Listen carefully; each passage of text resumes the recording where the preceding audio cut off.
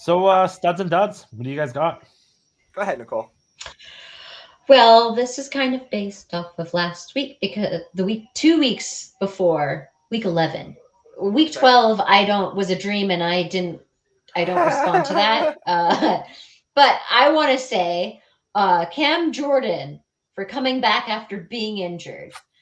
Um, I no one shared some light on this, but he did miss his first career game during regular season versus the Chargers, and that was 12 years, and it was known as the Iron Man streak. Oh my god. He is my mythic legend, and he is an awesome, great player in the defense, and also too. It was because against the Steelers game that he got poked in the eye. There was some Sid, are you in the comment rumors. section right now? Is that what the Steelers are doing? Is they're angry? Is they're poking people's eyes out? I want to know.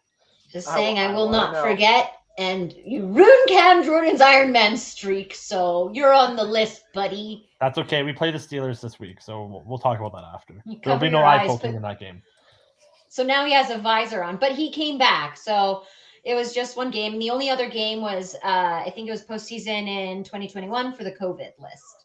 Nice. But pretty healthy man. I do gotta say, like for 12 years, never missing a game. I feel like that's like Ryan Smith or something.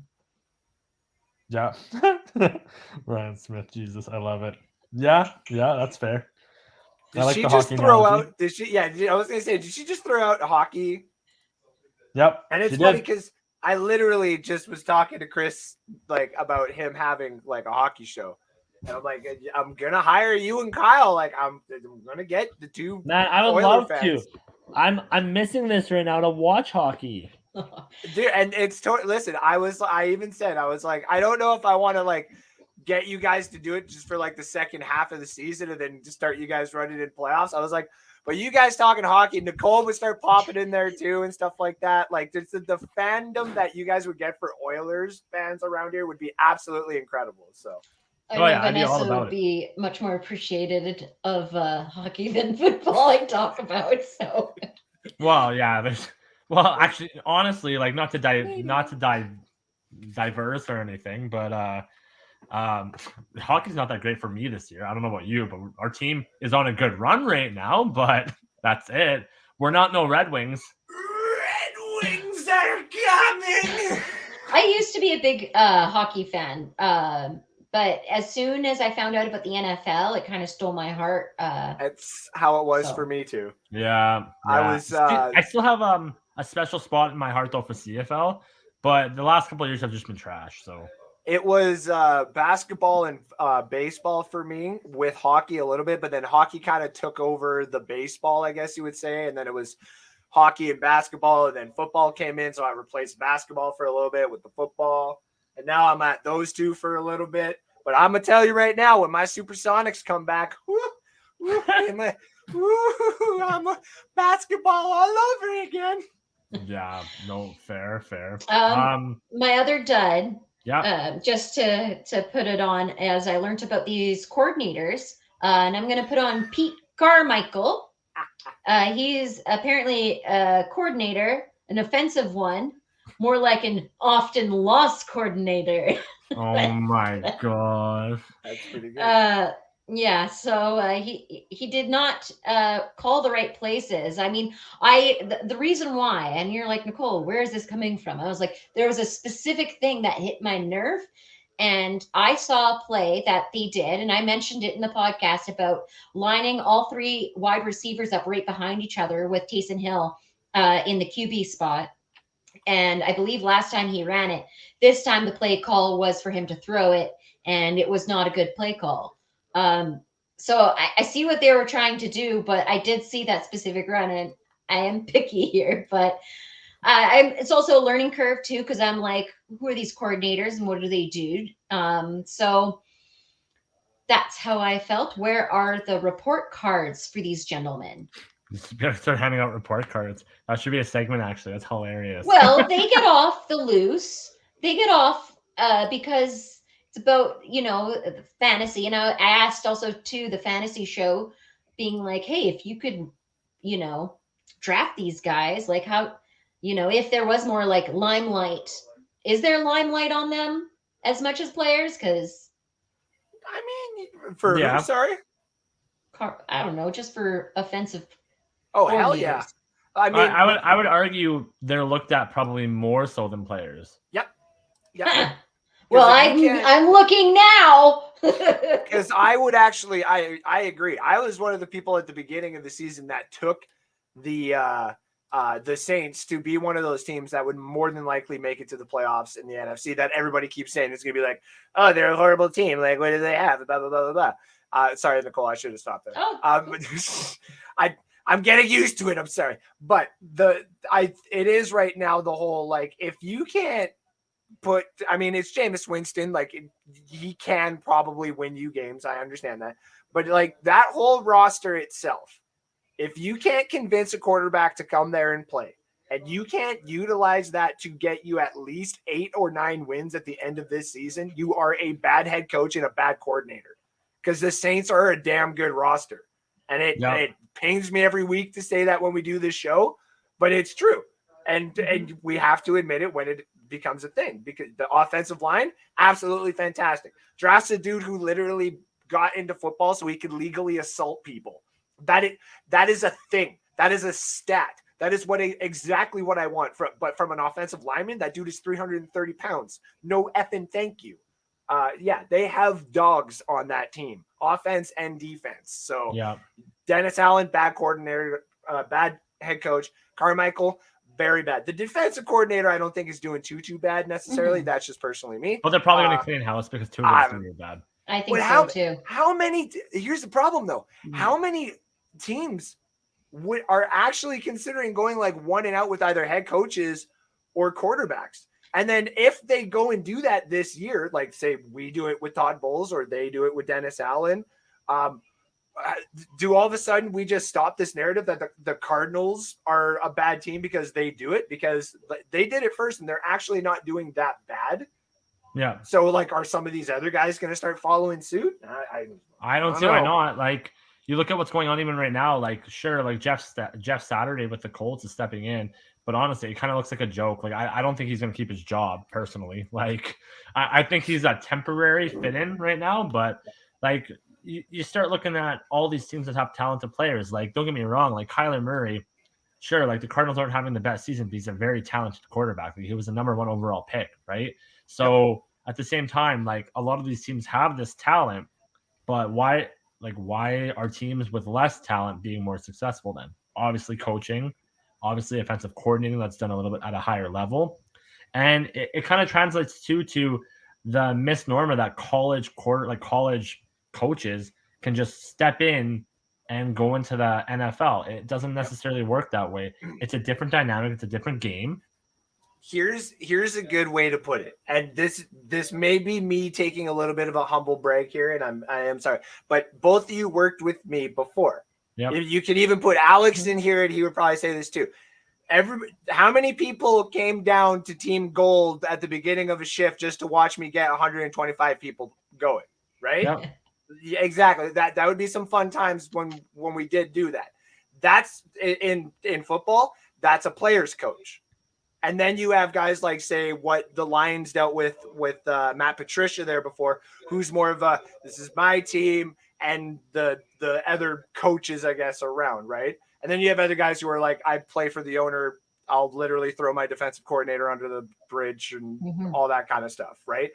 That you see it with the Giants right now. Brian Daboll is a player's coach, but also understands like his players or his coordinators and stuff like that. So he's a mixture of both. I don't know. Maybe it's because he's Canadian.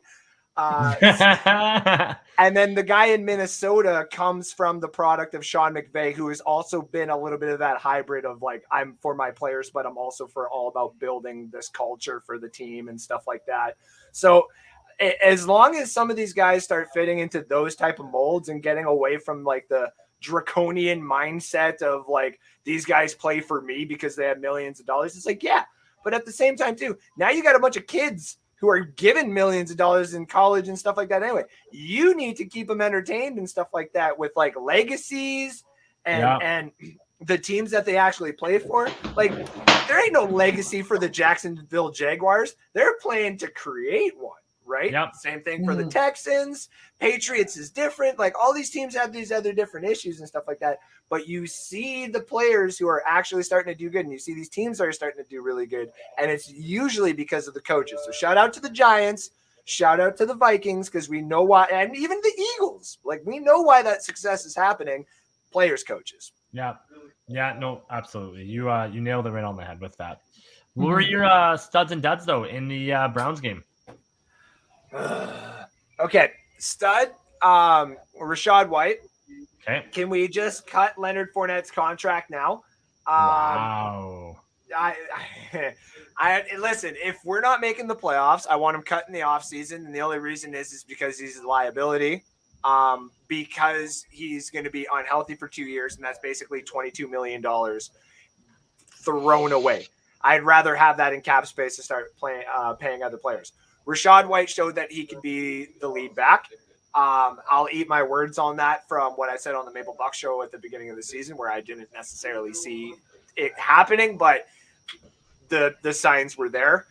So now just go get a pass catching back in the draft. Like, I mean, if Bijan Robinson falls to 15, listen, you want to have a dual threat? Man.